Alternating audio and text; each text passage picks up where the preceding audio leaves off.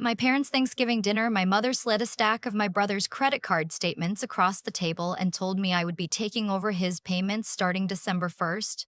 She said it like she was assigning me a chore. What she didn't know was that I had already accepted a position in Vancouver, given notice on my lease, and had a moving truck booked for November 28th. I left them with nothing to take. Let me back up. I am 31 years old. I work in corporate compliance for a mid-sized financial services firm based in Toronto. I have a registered retirement savings plan, a tax-free savings account, a modest emergency fund, and a very precise understanding of where every dollar I earn actually goes. I built that precision the hard way, growing up in a house where money was always a source of drama and I was always somehow expected to absorb the consequences of other people's choices. My brother is 27. His name is not important. I will call him my brother because that is all he ever really was to me. A role, a recurring problem, a line item I never agreed to budget for. He has never held a job for more than 8 months. Not because the economy is hard, though he will tell you that, but because he gets fired. He has been let go from a landscaping company, a gym, 2 different restaurants, a courier service, and most recently a logistics startup where he had somehow convinced them to give him a coordinator title despite having no relevant experience. The logistics startup lasted 6 months before they realized he was logging hours he wasn't working and expensing personal meals as client entertainment. My parents knew about most of this. They chose to file it under "he's finding his way."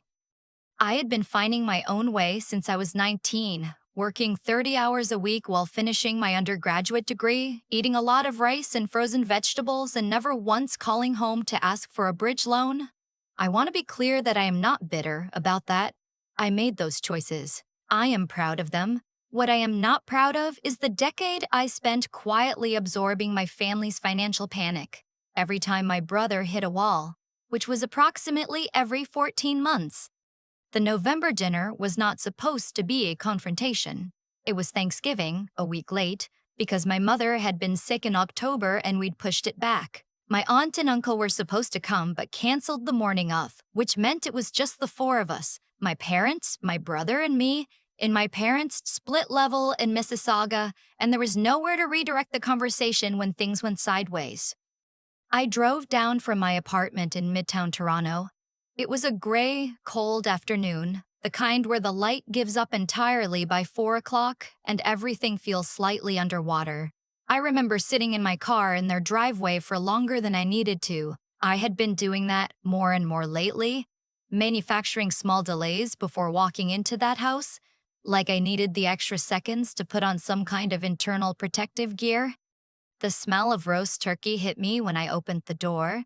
My mother had made too much food, the way she always did. The kitchen counter covered in foil-wrapped dishes she'd spent 2 days preparing. It was her version of love, I think. Or her version of control. Possibly both. My father was in the living room watching the Grey Cup free game. He nodded when I came in. My brother was on the couch with his phone, wearing a hoodie that I recognized as a brand that costs $280 retail. I know because I had looked it up once when he showed up in it 3 months earlier, the same week he had texted me asking if I could spot him $200 for groceries. I said hi, he said hey without looking up. I went to help my mother in the kitchen. She handed me a serving spoon and started talking about the neighbors and then about my cousin's new baby, and then, in the same breath, about how things had been really tight lately. I made a sound that I hoped communicated sympathy without actually opening a door, but my mother has never needed an open door. She said my brother had lost his job. The startup had let him go. She used the phrase "let him go," and I noted, silently, that she never used the phrase "he got fired." Not once in 27 years of him getting fired. I said I was sorry to hear that. She said yes, well, it's been very hard on him emotionally.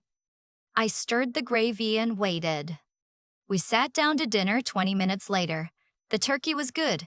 The conversation was careful at first. Surface stuff, weather and hockey, and whether the highway construction on the 401 was ever actually going to finish. And then my mother reached behind her chair and picked up a small stack of papers and put them on the table next to the cranberry sauce like it was a completely normal thing to do.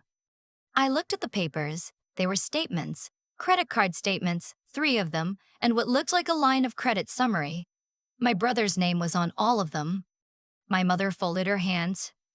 She said that as a family, they had been looking at the situation and they had decided that the most practical solution, given that I was the one with stable employment, was for me to take over the minimum payments on his accounts through the end of the following year, just until he got back on his feet.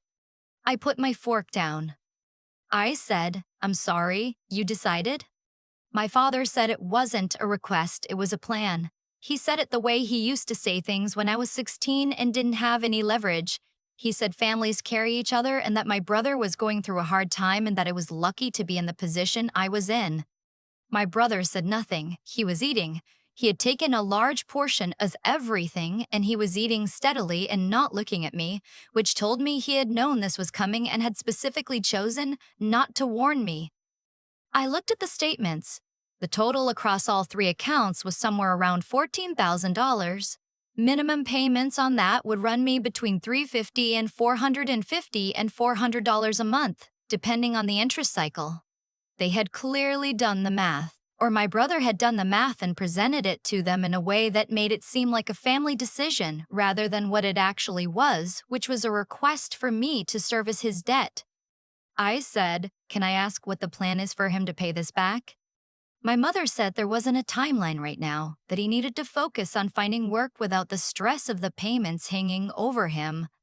My father said I needed to understand that this was not the time for conditions. My brother reached for more stuffing. There is a specific feeling that I have only ever felt in that house, a kind of cold clarity that sits underneath the panic, like bedrock. I felt it settle under me right then. They thought I was going to argue. They thought I was going to say I couldn't afford it, that they needed to be reasonable, that this wasn't fair. They had probably even prepared for that conversation. My mother would cry. My father would invoke the cost of raising me. My brother would sit silently and let them fight his war. What they didn't know, because I had told no one in that house, was that I no longer lived in the jurisdiction they were trying to operate in. 4 months earlier, I had applied for an internal transfer to my company's Vancouver office. The role was a step-up senior compliance analyst, a 12% salary increase, full relocation support. I had applied on a Friday afternoon, interviewed twice over video call, and received the offer on a Tuesday morning. I had accepted it that same day. I had told my manager. I had told 2 friends. I had signed a lease on an apartment in Mount Pleasant and paid first and last. I had booked a moving company for November 28th. I had arranged to have my mail forwarded, updated my provincial health card application, notified my bank. I had not told my family because I had learned over 31 years that information given to them early became a negotiating tool used against me. I had planned to tell them at this dinner, calmly, as established fact rather than discussion. I had not planned to tell them this way, but they had moved the timeline. I picked up the stack of statements. I looked at them for a moment. Then I set them back down next to the cranberry sauce. I said, "I appreciate you laying this out. Before we talk about it, I want to share something with you because it's relevant to the plan." My father looked satisfied. He thought I was capitulating. I said, "I've accepted a transfer to our Vancouver office. I move in 10 days. The silence was different from the silence you get when you tell someone good news and they need a second to respond. This was the silence of a plan breaking. I watched it move across my mother's face first, confusion, then recalculation, then something close to accusation. She said, "Vancouver?" I said, "Yes. The position is a promotion. The company is covering my moving costs. I've already signed the lease." My brother put his fork down for the first time since we'd sat down. He said, "You're leaving?" I said, "I'm relocating, yes." He said, "When were you going to tell us?" I said, "Tonight. I had planned to tell you tonight after dinner." My father said, "You can transfer the payments from Vancouver just as easily as from Toronto. The geography doesn't change anything." And there it was, the speed of it. He had processed the information and immediately rerouted it back toward the same destination. I'm not going to pretend that didn't land somewhere painful. The fact that his first response to learning his daughter was moving across the country was to confirm that she could still service his son's debt, that one took a second to absorb. I said, I'm not taking over his payments. I want to be clear about that. Not from Toronto, not from Vancouver, not from anywhere. I don't have a legal obligation to his debt, and I'm not taking one on voluntarily. My mother said, this is family. It's not about legal obligation. I said, you're right. It's not. And as a member of this family, I'm telling you that I have been supplementing his expenses directly and indirectly for the better part of a decade. The $200 for groceries last spring, the $450 when his car insurance lapsed, the $800 I gave you, Mom, when you said the furnace needed an emergency repair, and then I saw in the driveway 2 weeks later that he had new rims on his car. I have never asked for any of it back. I have never made it a condition of anything. But I am not adding $14,000 in debt service to that number. My mother said that furnace money was for the furnace.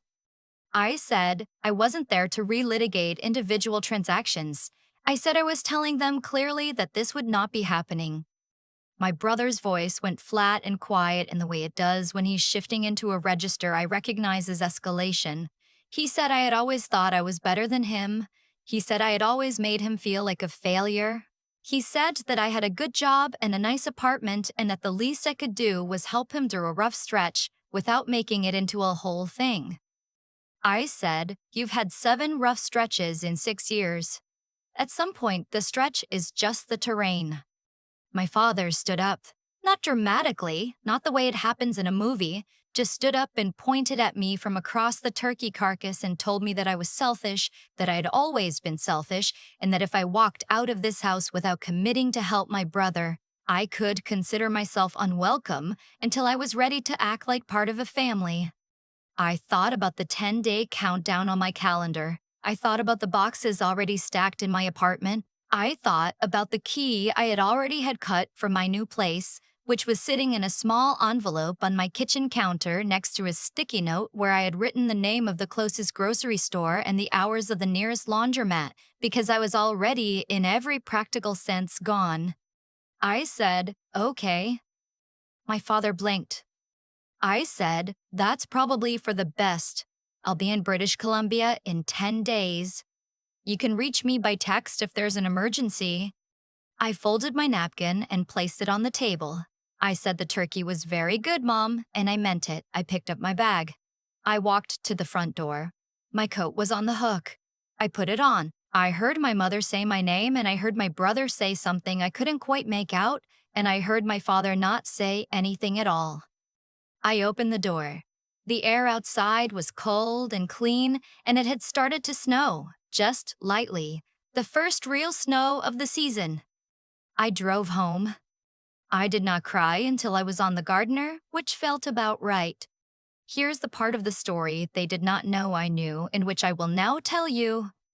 2 days after the dinner, I got a call from my mother's sister, my aunt, the one who had canceled Thanksgiving at the last minute. She called to apologize for not making it, and somewhere in the conversation she mentioned, carefully the way people mention things they are not sure they should be mentioning, that she had lent my parents money earlier that year. $12,000. She said they had told her it was for a medical bill that their insurance hadn't fully covered, which she had believed because my father had had some cardiac imaging done in the spring. She said she was bringing it up because she had recently seen something that made her wonder where the money had actually gone, and she didn't know who else to ask. I asked her what she had seen. She said my brother had posted on Instagram a month earlier about a new investment he was pursuing, and that in the background of one of the photos, she could see what looked like a substantial amount of cryptocurrency-related hardware. I asked her to send me the post. She did. I spent an evening doing something I am professionally quite good at, which is following a paper trail. I pulled up everything publicly available. I looked at the small claims court registry for our county, which is searchable online in Ontario. I found 2 entries from my brother's name. One was a judgment from a previous landlord for unpaid rent, which I had not known about. The other was a more recent filing from a private lender operating under a numbered company for $11,200 plus interest. I pulled the numbered company. It was registered provincially. The director on record was a name I did not recognize, but the registered address was a condo building in North York that I knew my brother had briefly sublet a unit in. I pulled my brother's social media more carefully. He had been careful, but not careful enough. There were photos over the past 8 months showing, variously, a new laptop, a standing desk setup, what appeared to be two external GPU rigs, and a trip to Montreal that he had tagged as a business development trip. There was a post from July where he talked about building something real and thanked his earliest backers for believing in him. My parents were the earliest backers. My aunt's $12,000 was not for a medical bill. It had gone to my brother, routed through my parents, for a cryptocurrency mining venture that had no business registration, no incorporation, no paper trail that I could find, and which had, based on the timeline of the equipment posts, almost certainly collapsed within 3 months of launch. My parents knew. They had to know. Or they had looked away hard enough that the distinction barely mattered. The $11,000 judgment from the private lender was the thing that hit me hardest. My brother had taken a high-interest loan against, I pulled the filing again to confirm, against a car. His car. The flashy one in the driveway. Except the car wasn't in his name anymore. 2 months ago, he had transferred the title to my father. Liability laundering. Someone had told him to do that, or he'd figured it out himself. And the result was that my father now legally owned a vehicle with a lender's interest attached to it that the lender had every right to pursue. They had been trying to get money from me not to cover his credit cards. That was real, but it was the small problem. They had been trying to get money from me because the private lender was going to come for the car, and the car was now technically my father's asset, and my father was not in a position to absorb an $11,000 judgment on a fixed pension income. They had not told me any of this. They had dressed it up as minimum payments on some credit cards and invoked family loyalty and hoped it would wire money into the void without ever looking at what the void actually contained. My moving truck was booked for a Saturday. I left Toronto on a Tuesday, 5 days earlier than planned, because I had found out on the Monday night that my brother had told mutual acquaintances that I was stealing from our parents by refusing to help them in their time of need. And I did not particularly want to be in the same postal code when that narrative started circulating more widely. The drive to Vancouver takes 4 days if you do it properly. I did it in 3.5 because November in the prairies is not a time to be leisurely. I had a podcast on for most of Saskatchewan. I stopped in Calgary for a night, stayed at a hotel, ate a burger in the restaurant alone, and felt, for the first time in a long time, like the only person responsible for what happened next in my life. I moved into my apartment on a Thursday evening. The building had an elevator that worked. The woman in the unit across the hall introduced herself when I was carrying in boxes and offered me a cup of tea, and I said yes, and we stood in her doorway for 20 minutes talking about the neighborhood, and nobody asked me for anything. I started my new role on the Monday. The office was smaller than Toronto, but brighter, all windows, and the team took me to lunch on my first day and asked me questions about my background, and not a single one of those questions was about what I was willing to sacrifice. For 3 weeks, I had peace. And then the situation found me, the way it always does when you have the kind of family I have, which operates on the principle that no boundary is real until it has been tested to destruction. It started with a call from a number I didn't recognize with an Ontario area code. I let it go to voicemail. The message was from someone identifying himself as a representative of the numbered company, the private lender. He said he was trying to reach me in connection with a debt associated with a family member, and could I please return the call. I am a compliance professional. I know what that call is. I know that a private lender cannot transfer a debt obligation to a family member who did not sign any documentation. I also know that some of these operations work in gray areas and that their first move is always to contact anyone associated with the debtor and see who panics. I did not call back. What I did was contact a lawyer. I had been meaning to do a general legal consultation about my situation anyway, just to understand my exposure, if any, and this accelerated the timeline. The lawyer confirmed what I already knew. I had no liability. The debt was my brother's. The card title transferred to my father was a separate civil matter between my father and the lender had no claim on me personally. The lawyer also said something I had not fully considered, which was that if my father had accepted a title transfer knowing there was a lender's interest attached to the vehicle, he might have some exposure of his own. She suggested he get independent legal advice. I called my mother, not to reconcile and not because I missed her, but because what was coming for them was real, and however furious I was, I did not want to find out later that I had known and said nothing. I told her about the car title and the lender's claim. I told her to call a lawyer before the lender called them. I told her that the debt my brother had taken on was not going to disappear because they had moved the car into my father's name. My mother said I was trying to scare them. I said I was trying to give them information they needed before someone else gave it to them in a more official way. She said I had always had a way of framing things to make my brother look bad.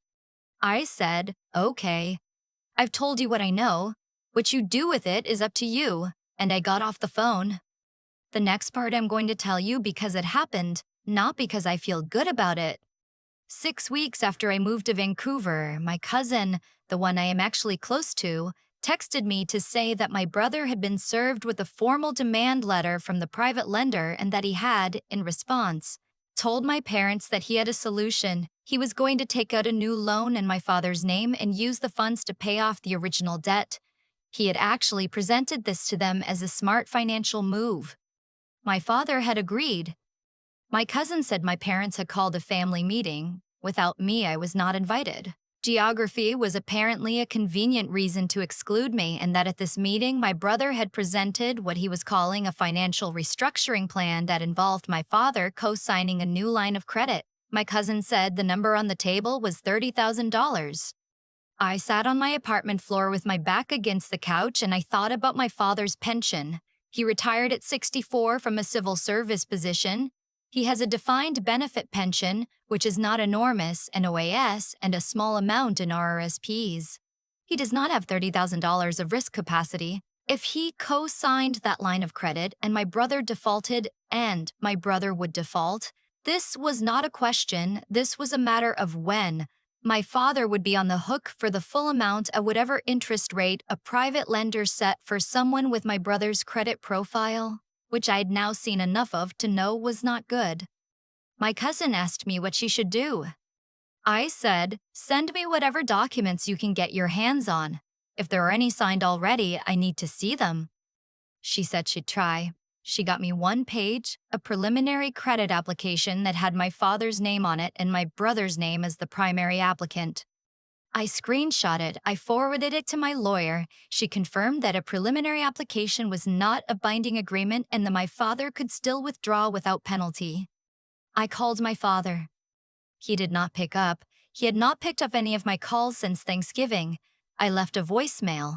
I said, I know you're angry with me. You have every right to be angry with me.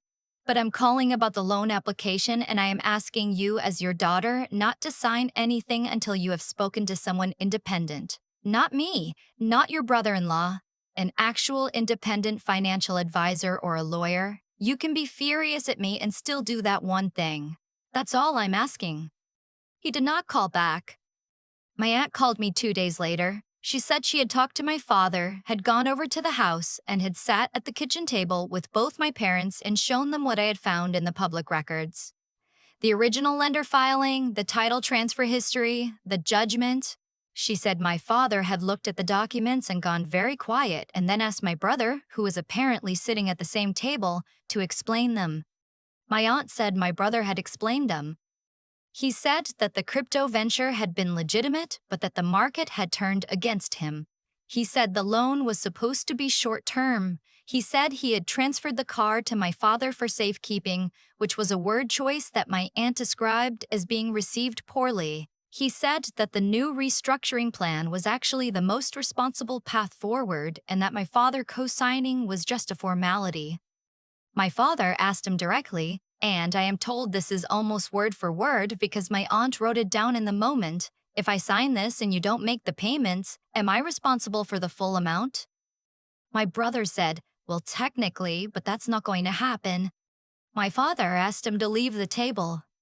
He did not ask him to leave the house, which I think tells you something about the limits of that kind of awakening, but he did not sign the loan. My aunt confirmed that. He called the lender himself, spoke to a debt resolution advisor through a nonprofit credit counseling service, one of the legitimate ones, registered with the provincial regulator, and began working out a repayment arrangement for the car-related debt in his own name, which was not ideal but was manageable on his income.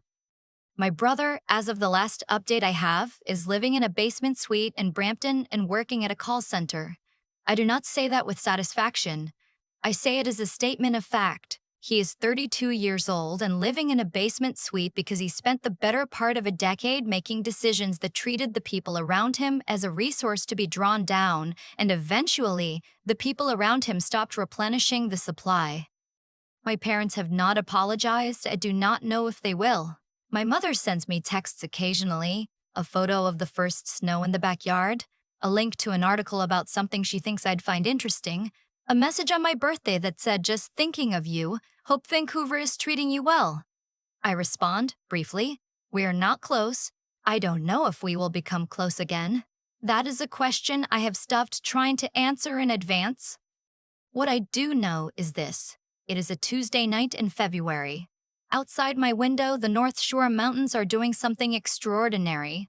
With the last of the sunset, going from gray to pink to a color that doesn't have a practical name. I have a bowl of soup on the counter that I made from scratch because I had an hour and felt like it. My RRSP contributions are on automatic. My TFSA is growing.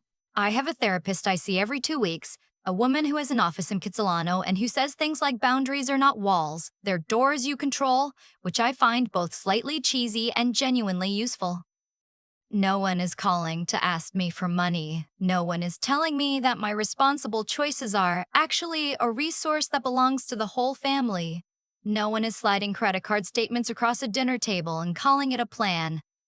I think about that Thanksgiving dinner sometimes, the way the gravy smelled, the way my brother kept eating through the whole thing, calm as anything, because he had come to that table knowing what was going to happen and had decided I was the one who would absorb it. I think about my father standing up and pointing at me and saying I could consider myself unwelcome.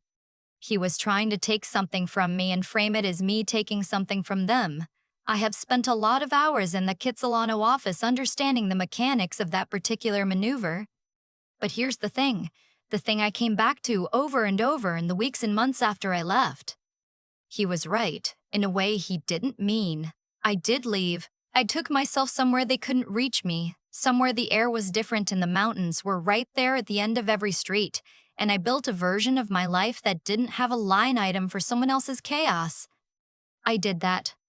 I sipped my soup and watched the mountains go dark. That was enough. I keep coming back to the moment my mother slid those statements across the table. Not because it was the worst thing that happened that night, but because of how ordinary she made it look. Like she was passing the salt, like the decision had already been made somewhere else and this was just the paperwork. That's the thing about the way I was raised. The paperwork always arrived after the decision. I was never consulted. I was informed and then expected to comply. And when I didn't comply, I was told I was failing at something fundamental, at love, at loyalty, at being a daughter. For a long time, I believed that framing. I spent years making myself smaller and quieter and more available because I thought that was what it meant to be a good person. What I understand now is that goodness doesn't mean being endlessly drawable. My brother was not a good person because he wanted things from people. My parents were not good people in those moments because they dressed extraction up as family values and expected me not to notice. Real integrity, the kind that actually holds up under pressure, means being honest about what you're doing and taking responsibility for the consequences of your own choices. My brother never did that, not once. He moved money around, transferred titles, applied for loans in other people's names, and called every single one of those maneuvers a solution. He had intelligence in a narrow sense. He could find loopholes. He could construct a convincing sounding pitch. But intelligence without honesty is just a more sophisticated way of causing harm. What I had, and what took me an embarrassingly long time to recognize as something worth protecting, was a different kind of knowing. I knew how to track a paper trail. I knew what a numbered company registration looked like and how to search a small claims registry, and what a lien filing meant for the person whose name was on the title. I'd spent 10 years building that competence, not because I was trying to outsmart anyone, but because I believed that understanding how things actually work is the only real protection you have. That knowledge is what let me warn my father before the lender called him. It's what let me walk into that Thanksgiving dinner already 3 moves ahead. But the part that mattered most wasn't the information. It was what I did with it. I could have gone quiet. I could have absorbed the $14,000 the way I had absorbed so many smaller amounts before it, telling myself it was easier, that the fight wasn't worth it, that I could manage. The old version of me would have done exactly that. The version of me that had been trained since childhood to treat her own discomfort as a problem she should solve privately, so no one else was inconvenienced. What I did instead was leave, not impulsively, not dramatically. I had booked the moving truck weeks before that dinner. I had already signed the lease. The decision to go was not a reaction to them. It was a decision I had made for myself, about my own life. And that distinction is the whole thing. That's the difference between running away and moving forward. My cousin texted me last month just to check in. She said my father had been asking about me. Not asking for anything, she specified. Just asking. I read that message on my balcony, looking at the mountains. I didn't know what to do with it yet. Maybe I don't have to know right now. Some things take time to become clear. I've learned to be patient with that.